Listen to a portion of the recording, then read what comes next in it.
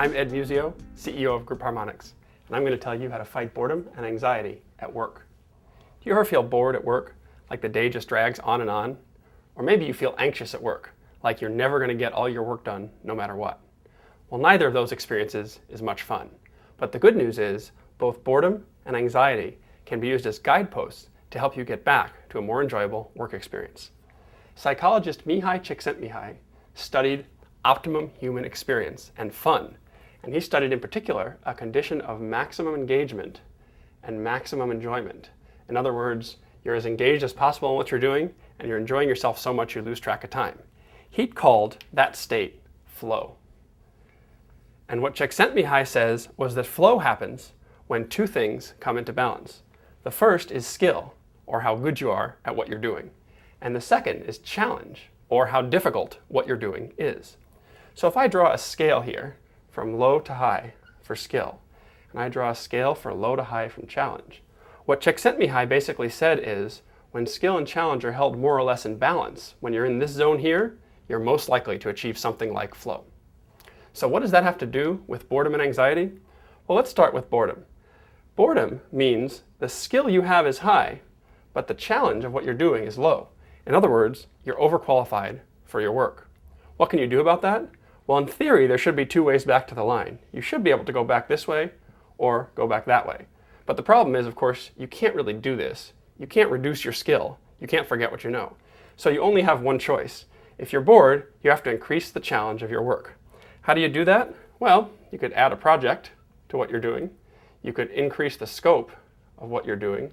Maybe you could take on some greater responsibility. There might be other ways, but the key is to increase the challenge. Now let's go to the other area here. Let's say instead you're anxious at work. That suggests that the challenge of what you face is high, but your skill level is low. In other words, you're underqualified for what you're doing.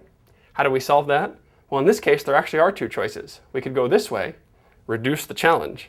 In other words, make the work easier, maybe get some help. Or we could go this way. We could increase the skill level. In other words, get better at what you're doing. Maybe get a mentor, maybe get some on-the-job training, or something else, but increase your skill level. Either would work.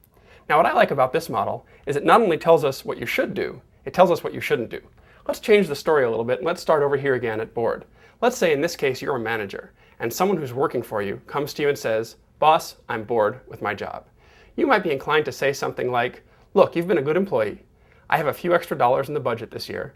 Let me send you to a training conference where you can learn more about the job and get more engaged." Now that sounds like a good idea, but look what it does from this graph perspective. We're increasing the person's skill even further. We're taking them even further from the flow state. If you're not going to give that person some more challenge, you're not going to help them. Now let's try up here. What if your employee says to you, "Boss, I'm nervous. I can't get all my work done. I'm feeling overwhelmed." You might be inclined to say something like, "Okay, go off, make a list of all the projects you're working on, all the people you're working with, and what you think is most at risk, and bring it back to me." Now that might sound like good management. That might actually be good management. But again, from the perspective of this graph, you're creating more work for that person. You're adding challenge. That's not going to help. What you need to do is go the other way. Either get the person some help or get them some additional skills. So the next time you or someone who works for you is having trouble, either feeling bored at work or feeling anxious, take a few minutes and think about the concept of flow. Think about balancing two things, skill with challenge.